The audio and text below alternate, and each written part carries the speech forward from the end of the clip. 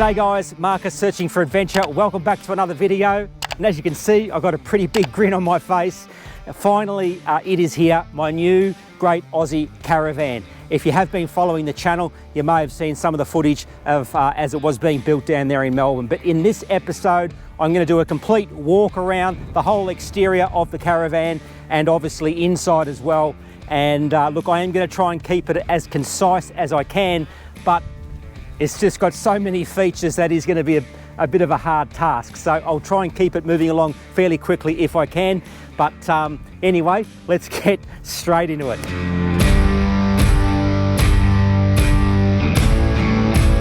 So she's a big girl, 22.5 foot in length. It is the rear Club Lounge layout with the center ensuite and front bedroom. It has got a lot of fruit bolted onto it, and it has made it quite a heavy van. So it is coming in at 3,439 kilograms tear. You heard that right. So she's got everything. A little later I'll explain to you where that weight has increased. Okay, so the front drawbar, all pretty self-explanatory. It is the Cruisemaster DO45 hitch, obviously. Handbrake, breakaway. I went with the Boss jockey leg this time around. I have had the Blackjack before, so we'll see how that goes. And then obviously all your standard cabling down here, your 12-pin flat plug there, your Grey Anderson there. I've also got a safety day camera. There's no getting around the size of the front toolbox here on this Tonka. So this is the premium front toolbox, and this is where I have added a fair bit of weight compared to if I had gone with a smaller toolbox. I'll just open this up now and show you guys in here. You can see in here there's a couple of gas bottles. I've got a couple of hoses. Down in there is the brake actuator, or whatever it's called, for the electric brakes. I've got some timbered chocks and bits and pieces. A jerry can here, which I'm not going to use. That's just, need to take that back home. So plenty of space in there. Integrated up on top, it does have another little storage area where I guess you could put a couple of bike racks or firewood or a swag or whatever. So that's kind of unique. On both sides of the toolbox, they are identical, and there is a fridge slide or a generator slide, whatever you want it to be. That slides out, it's quite long. They've also put a Grey Anderson 12-volt plug here in case, I don't know, if you wanted to put a fridge or power source. Up the top there is another slide there, 50-60 mil of clearance. You could put a few things in here and could be useful for something. Also, just in here, there is a compartment that goes all the way through to the other side, so there's certainly enough room there for fishing rods. Behind this door, it's got one of the better design features that I've seen in caravans, and that's having the pump on the exterior of the van. So look, a lot of vans, or most caravans, will have your 12-volt pump, usually under the couch, under the fridge, or somewhere like that. I think having it outside here is just unique. It's great, it's innovative. You can, if there's a leak or a problem, it's outside the van. But more importantly, you can't hear the pump when you turn your tap on when you're inside. And this is my third caravan, and in the last two vans, when you turn the tap on, you could hear that. You could hear the pump going. So I do love the fact that that is in there. Just below it there is a gas bayonet, which I'm going to use for my Ziegler barbecue, which I'll show you in a second, which is right next door. And as you can see, everything's very well protected. And the brackets on the doors are really firm. They just seem to work really nice. And as I say, that's just a really, really nice, super smooth, clean finish. So as you can see, there is a light bar up the top there, which is bright as bright. And you'll also know that the protective Raptor Coat aluminium sheet here comes up quite high. So it gives good protection, I guess, when you're driving as well. And just while we're talking about that, a lot of these days is a lot of caravan manufacturers moving away from your traditional checker plate protection on the side of the van. And obviously I don't have the standard checker plate. So this is like a Raptor Coat aluminium plate. And that's what I said before, that the Raptor Coat aluminium protection plate is actually a lot heavier than your standard checker plate. So that adds to the weight of your caravan. So something to consider if you're looking to save weight. But what I will say is it does give a very, very modern, sleek, sexy look, if you want to call it. It's just easy to clean, I guess, and it's more up to date than checker plate on the side of your van. I'll give you a little bit of a closer look, and you can just see how nice that finish is there. Also too, while I'm here, I'll point out, I don't know what the exact word is, but this moulding that comes down to the side, that's about, I don't know, 40 mil on each side. I'm not sure how well you can see that there, but yeah, that sort of demonstrates to me good quality build, because obviously where you've got joins, you want to make sure that they are sealed. Door number 1 on the side of the van, standard tunnel boot.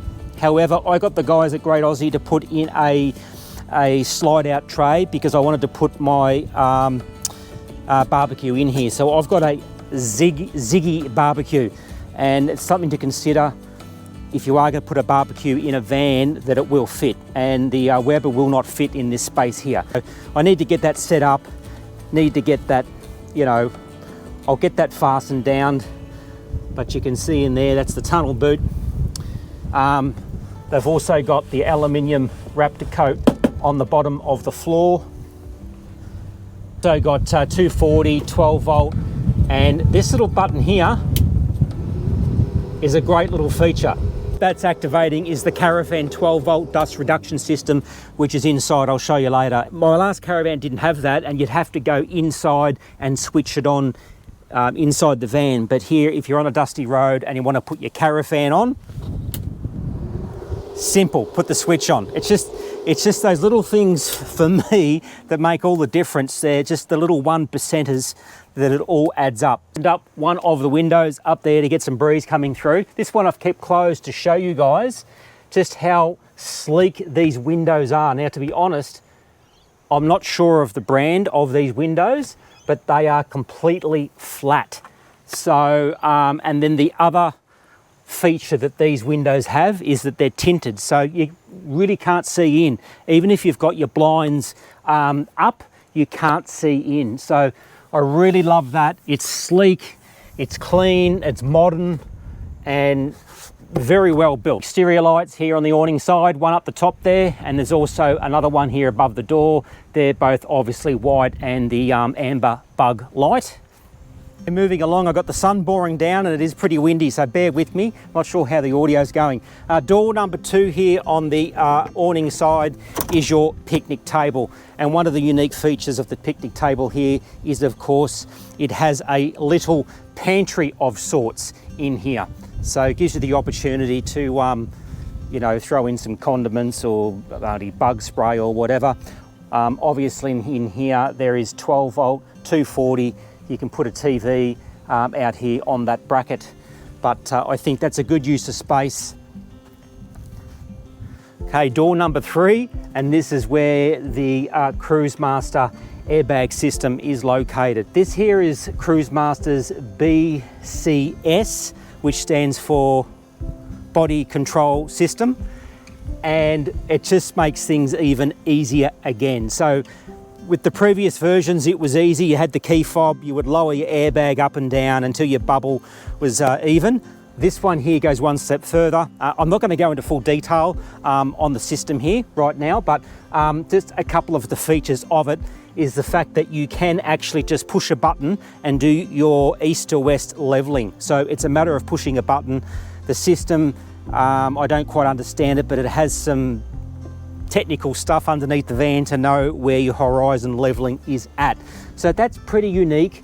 And also too, it'll let you know your north to south. So it'll let you know to bring your jockey wheel up or take your jockey wheel down to be level there. And obviously you do that manually, but you can just push a button and then it'll horizon level, and then you can go do your jockey wheel. So that's pretty unique. And it comes with an app as well. and you can do it all on your phone. So big Fusion outdoor speaker, pretty standard on caravans. Got one of these little fancy grab rails which lights up at night.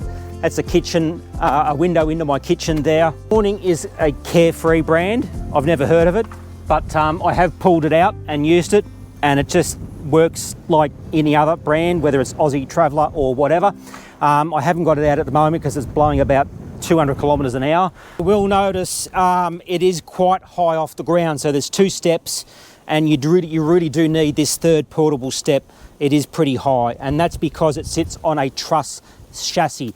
So I don't know a lot about the truss chassis. I might be able to put in some footage there of when I was at the factory when they had built the chassis there. It gives you a bit of an idea, but basically with the truss chassis system, there's no wheel arch at all. So that can be a benefit, give you some extra storage internally. And then one of the other benefits is it gives you higher ground clearance. But obviously one of the cons is obviously it's a pretty big hike up into the van. Having said that, I'm bagged out. I've got high air in this left one and no air in the other one. So it's not normally this high. It's probably sitting about 200 mil lower. Behind door number 4, there's so much bloody storage in this van. I don't have too much going on here. So this is obviously under the rear Club Lounge. And it doesn't go all the way through because I'll show you the reason why it doesn't go all the way through in a minute. But I've basically got nothing in here. I've got a bucket that I've used to make my compost for the Yogo composting toilet, but plenty of space in here. There's a hatch so you can access it internally from inside there. This has just got the vinyl flooring, but again, storage out the wazoo. Check out the rear bars. So she's got a pretty sexy rear end, this big Tonka. A lot of competitors have got similar types of rear bars, but if you are looking to get something like this, be cautious of weight because it does add a lot of weight, this rear bar and that big front toolbox, as I mentioned earlier. So, but it's packed with features. They got 2 jerry can holders, one here, one on the other side, spare tyre, these great little storage containers here.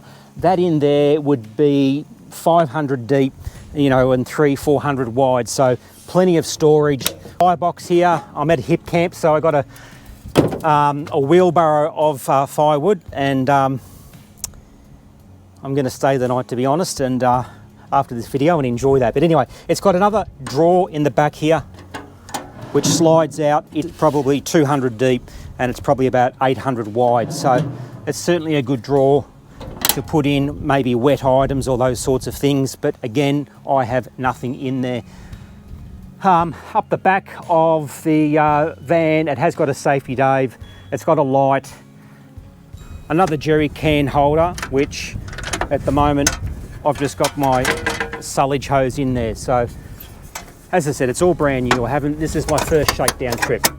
And in here, there's obviously another storage area in there as well. And as you can see, just tons of storage and space. Okay, so we're now on the driver's side of the van. There's another storage hatch here, and this is obviously the other side of the Club Lounge. And as you can see, here is where I'm housing my diesel hot water service unit. So I decided to upgrade from the standard, you know, Swift 28 litre tank gas electric. They're not cheap. This was about a $5,000 upgrade, this unit here. And if you wanted to know what unit it is an Eberspatcher DH15, I think it is. So as I said, it is a combination hot water and heater. Has a 1.8 kilowatt fan inside the van, which I'll show you later on. And I'm not 100% sure on exactly how it works, but what I can tell you is that it takes about 10 minutes for it to heat up. So when I say instant hot water, it's not you turn the tap on and it's good to go. You do have to switch the unit on, wait about 10 minutes, then you're gonna have constant hot water. So If you're in a caravan park, you could shower for as long as you want, I guess, ultimately. Off-grid, you're limited with your water tanks on board. Just below here is where the tank is for the diesel for here, and it's a 20-litre tank. So they're extremely economical, and yeah, so time will tell, and I'll be able to report further on that. While we're at the back of the van here, I'll show you the protection that Great Aussie have done to protect the underneath of the van and also the water tank. So I'll just swing that camera around there, and you can see the checker plate right across here. There's one of my water tanks. If I haven't mentioned, I've got 3 95-litre freshwater tanks and 1 grey water tank. But just in terms of that checker plate, it goes all the way through to where you can see the airbags and the suspension system is. So all of that is protected. A couple of recovery points on each end. Just a closer look at the Cruisemaster ATX airbag suspension. As you can see, that airbag there is full, so I'm level in the van here, and this one on this side is pretty much completely empty. But I did want to pop under here just to give you an idea of just the level of the neat and tidiness of everything under the van here. That's the air tank for the airbag system. But as you can see, everything is neatly cable tied. Very, very Mickey Mouse. This here is the Cruisemaster air control. So before, when I was talking about how the van is able to know its horizon leveling, that's one of the componentries, I would think. Again, I don't know exactly how it works, but that is new on this next generation of Cruisemaster ATX airbags. Okay, behind door number 48.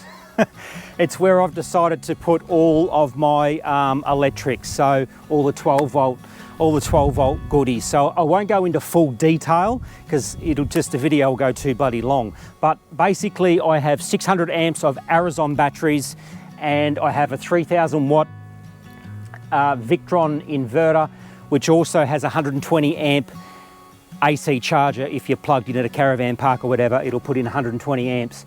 I have 2 MPPT 50 amp solar regulators, and the reason why I've got 2 of those is pretty important. Up on the roof I've got 1380 watts of solar panels, and if you've only got 1 regulator and you've got shade over half of your solar, it can really affect your solar input. So if you've got, and again I'm no expert, but if you've got 2, there's 2 arrays, so to speak, which will help you get more solar if you've got shade over some of your solar panels.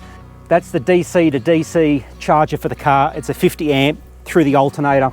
If there is a problem with the system, you can actually get in contact with Arizon, and they can remotely, if you've got Wi-Fi connection, they can remotely hook into your system and try and diagnose the problem if you do have a problem.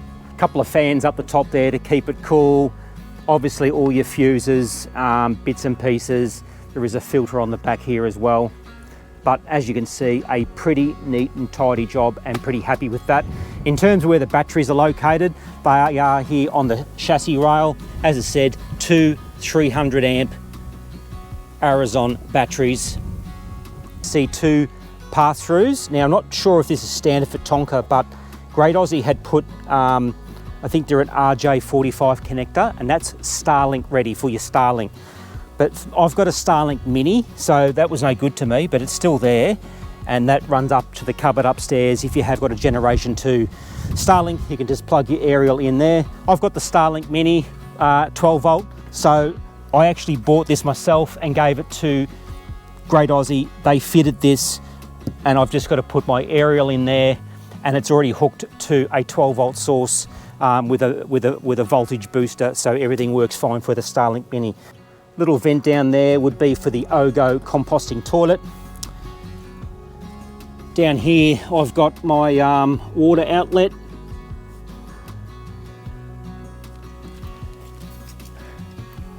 And as we come to the front of the van, pretty standard. Got water in, 3 tanks, as I mentioned before, 3 water tanks. I can isolate those tanks, and they're 95 litres each, so it's about 285 litres of water all up. And that additional Anderson plug there, I had there so I could throw a blanket if I wanted to get more than my 1380 watts on the roof. But you know, sometimes you are parked up under a tree, so I might get a 300 watt blanket. I can plug it in there, throw it out in the sun, and that'll help there as well. This boot just here is obviously the other side of where my Ziggy barbecue is. I've got my chainsaw in. I've just bought this new chainsaw bag. I've got a tub with a couple of bibs and bobs, and that's really about it. And then just above here, you got your 240 in and circuit breakers there as well. So the other side of the toolbox here, we've made our way around to the front. It's the same. I've basically got a couple of camp chairs in there, my mat, and a couple of bibs and bobs. Hardly nothing in there, to be honest. It's very lightweight. And it's the same setup as the other side. You've got this little tray up there. And of course you've got this little spot there you can throw fishing rods or whatever. Here I've got my outdoor shower. And there was a reason why I wanted it on this side of the van, because I find that when you come back from the beach or you've been for a swim in the river, you want to just wash your feet down or whatever. If you've got it on the other side, sometimes it can get wet, you know, where you're walking and where you're sitting. Around the van. I went with the bull finch style shower. So instead of having 2 taps, just a little bit like having a mixer at home where you just move this left to right to go hot or cold. You basically just put that in. It's got pressure in. Boom, we got water. If I move it around all the way to the left there, anti-clockwise, it goes hot. And it goes cold. So it's just like having a mixer. I just think they're, I don't know, a little bit nicer. Right, so we've made our way all the way around. I think I've mentioned everything. Obviously it's a 4.5 tonne ATM van, 3.4 tonne tear, so a potential payload of 1,100 kilos. However, even with my Ram 1500, I can't have this at 4.5 tonne. I'd be over my GCN. So I'm hoping just to carry around 700 kilos in this thing at around 4.1, and then I'm going to be within my limits of the Ram and the van under 7.7. Anyway, I think that's about it from the exterior of the van. Let's now jump inside and have a look at all the creature comforts it's got going on in there.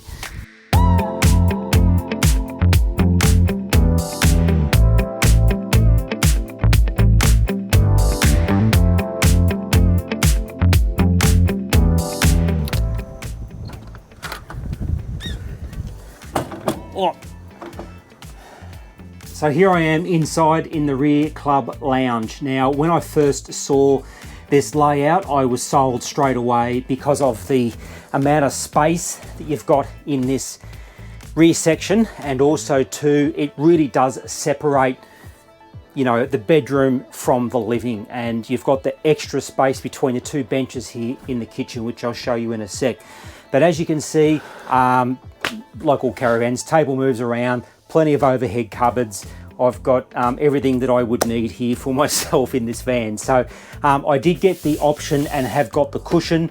This pushes down and it turns into a bit of a king single bed. So if I want to take my son or my stepdaughter away, I can do that, put them up the front here.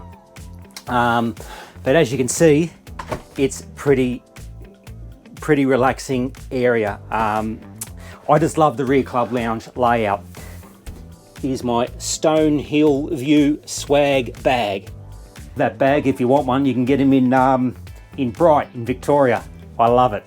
Anyway, in terms of the colour, I've gone for the couch here. Again, I've gone with that kind of warm ochre red look, and I'm trying to all tie it in to give me that, you know, Aussie desert look. I love the bush and I love the desert, and that's basically kind of the look that I've gone for here, is the Australian bush, Australian outback. So gone with the timber, the eucalypt green, the ochre red couch, or dark brown ochre colour couch. That's the theme I've gone for, the outback bush look. I love it. So we've come in the front door. I'm going to try and go through this as quick as I can. The outside was quite long. Up here, you've got the Victron display, which gives you all the information with regards to the batteries, all those sorts of things. All my tanks are full almost. I'm not going to go into too much detail about this in this video.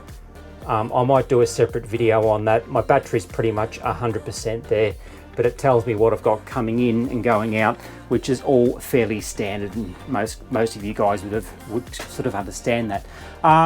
Obviously, I've got a hatch right above the Club Lounge, and originally that hatch was actually where the air conditioning unit was. And the reason why I changed it is because I had heard reports that the air conditioning can have a bit of trouble trying to push air all the way from here through to the bedroom. So I swapped that around. I've given this a real good run. I have spent about 4 or 5 nights in this van, so I have given it a little bit of a shakedown, but the air does go through all the way to the bedroom, which I'll take you through there in a minute. But while we're still here, just running through a couple of things. I've got 2 12-volt fans, one there, one there. Obviously plenty of USB jobbies, USB here, there's USB under the light, and the same on this side as well. Sink here on the awning side, and I opted to do my pantry, which you can see here, on this side as well. So I think originally the guys at Great Aussie had designed it and had put the pantry there, but I moved it to the other side. No real reason why, but plenty of space in the pantry. As you can see, it's completely empty. What's in here? I got a few condiments, that's really about all. But basically, yeah, 2 big shelves which I can fill up with whatever. I'm not going to go through all the cupboards and the storage options, but I'll just basically give you a rundown. Under the sink, it's pretty standard. I have got a few things going on in there. What you will notice is I do not have a cooktop here at all. So no gas cooktop, no gas oven. The reason for that is because I've got a gasless van internally. So with my last 2 caravans, we hardly ever use the gas inside. You want to cook outside, so I've gone induction. I've got 600 amps of lithium and plenty of solar, and plenty of charge to go in when I'm driving. So that's why I've gone that. So I've just got a portable induction cooktop that I will pop down here on the bench, plug it in, and I'm good to go. I can take that portable induction cooktop if I want outside and bring it back in. I didn't want to have it permanently in the bench because you're not always using it, and if it's permanently in the bench, you've got to be wary of it that you don't crack it. Cupboard up here has a lot of the fuses, and it also houses the Fusion stereo system, and just the master switches for the fridge, the AC, the water pump, and that sort of stuff up in there. There is a little lip on the cupboard here. In fact, there's a lip on all the cupboards, so things can't roll out, a little bit like that wine tumbler. Couple of drawers, pretty basic. This one here is well worth the money. This was an extra. Nothing comes for free, but you know, I think that was like 350 or 400 bucks for a bin drawer. So everything does add up. As I said before, I've gone for the Eberspacher diesel hot water, and you know, that was a $5,000 upgrade. In the main bedroom, I've gone for split windows. That does cost more as well, so it does all start to add up, and at the end of the video I will let you know what the cost of this van is. Alright, so bin drawer, certainly a must, I think. Another great thing that I love about the van is the mood lighting, if you want to call it that. I do have the bright lights on here at the moment as well. However, the strip lighting, which is that warm white, which at night, it just really sets nice warm white, more inviting feeling in your caravan.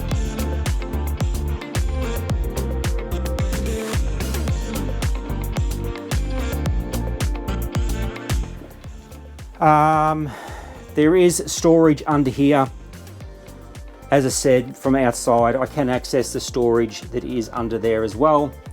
And under there is, of course, my Everspatcher hot water service unit. I think the rear club lounge is just an awesome layout for a couple's van.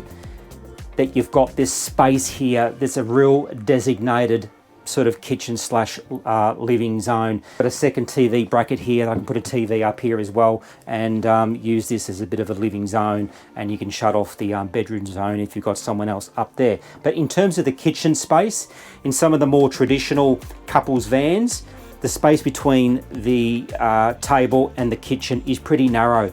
Here, this would be, at a guess, around 1200 wide. It's quite wide. You can get 2 people through here. There's lots of space.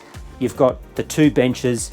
This bench here is a little bit higher than your normal sort of 900 high bench, and that is because obviously in here there is the washing machine, which is a 3.2 Fresca Smart Wash. Haven't used that yet. I've got 3 more cupboards here. Again, I don't really have them full with anything. Is the display for the Everspatcher diesel heat, and for me to turn my hot water on, I just simply turn on. Those triple S's stands for, basically means that the furnace is on, and then, as I said before, it'll take about 10 minutes for that to heat up, and then that there is telling me what the temperature is inside the caravan at the moment. This little button here, I can adjust to how hot I want the hot water. If I want to use the fan, as in the diesel heater inside, just underneath here is where the outlet is. And I think that is a 1.8 kilowatt fan. And I just go ahead and push the fan button. I think it has 3 or 4 cycles and it pushes hot air through after about 5-10 minutes. What I will say though is on that fan, it struggles to get heat all the way up to the bedroom. So I think I'm definitely going to need, if I do some travel when in the cold regions, to get a second diesel heater plumbed into the same tank, but up into the bedroom. So that's probably the only negative thing there. It's a small 1 vent and it's not really sufficient for this big van. Standard overhead cupboards, range hood underneath, because this is where I'll put my cooktop here. Microwave, windows. So I'll show you this window here. This is one thing I really do like. So first of all, the windows don't have those traditional screws that you would screw here and adjust. And when you open the window, it sits pretty much wherever you push that window. All the way open there. I think that's pretty unique. As I say, these are completely flat. They're tinted. They come in. The other great feature is obviously you've got the block out blind. With the blinds, obviously you can split the blinds there. But the block out blind on the exterior, it's got that insulated coating or whatever you want to call it. So it's going to hopefully keep out the heat a little bit better. So fridge wise, it is a standard Dometic compressor fridge, 224 litre. So nothing revolutionary about that. There is a cupboard underneath. And I should also mention too, they have got cupboards obviously underneath there. That is my Starlink down there.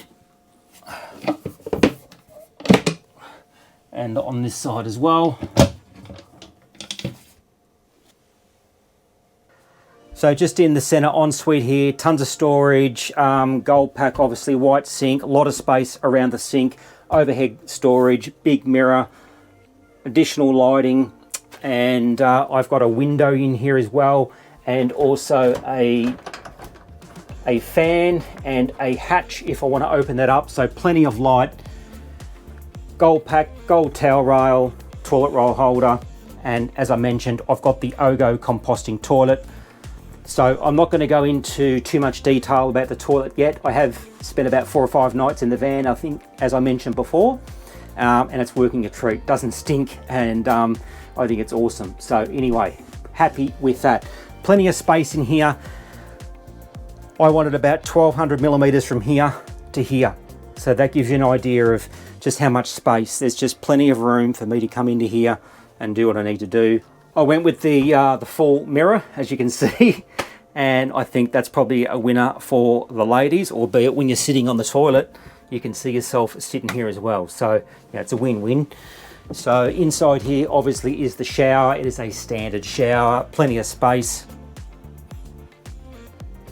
Another one of those Instagram whatever, however you pronounce that.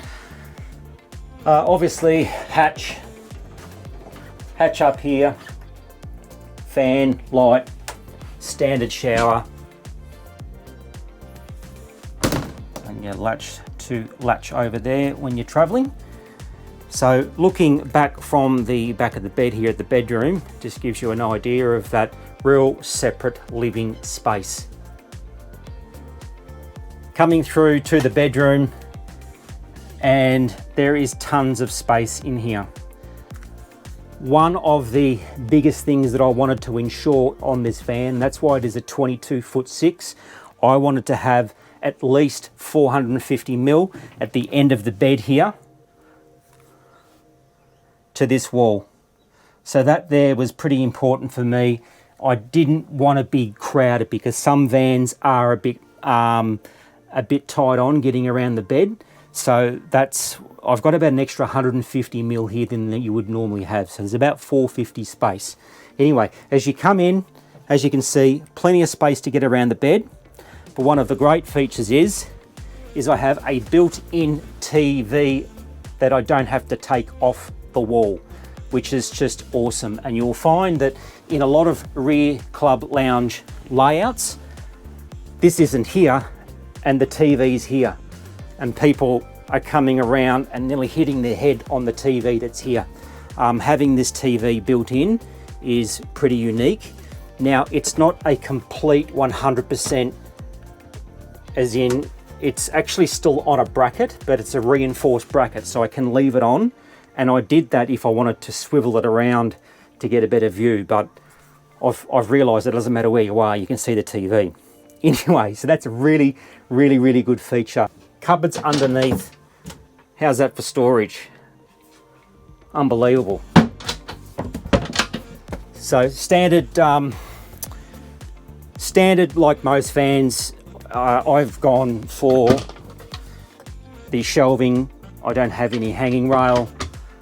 Obviously storage all the way above there. You've got that mood lighting, a large hatch above the bed, another couple of 12-volt fans. I've got the, I've just realized, just by accident, I've turned that, there's a light there. I didn't know that, there you go. That's the Caravan. And as I said, that switch for the Caravan is down outside in the tunnel boot, which makes that nice and easy to put on.